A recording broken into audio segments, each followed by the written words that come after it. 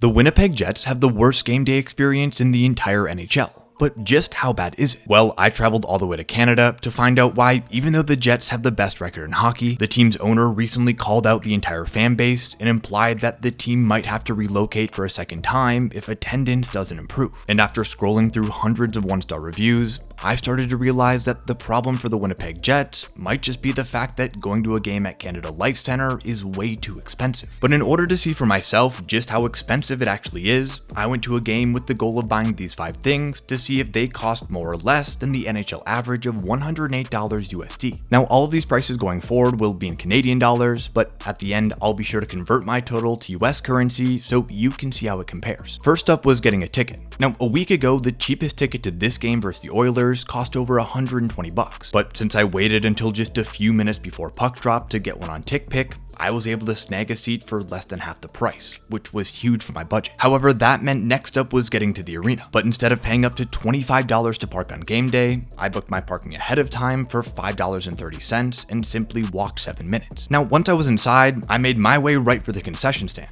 where I thought I was going to get my first taste of what those one-star reviews were talking about. But instead, I was able to pick up this Bud Light for $12 and this giant wiener for $9. And as far as arena food goes, it wasn't bad at all. The only problem was this left me with less than $3 to pick up a hat from the pro shop, and everything in here was over $30. But then I remembered my original budget was in US dollars, which meant that I had actually only spent $75.94, meaning I had no problem picking up this hat for $25.17 USD. Putting me almost $7 under budget. Not bad given the fact that I got to see the greatest player in hockey right now, and the Jets clinch the President's Cup.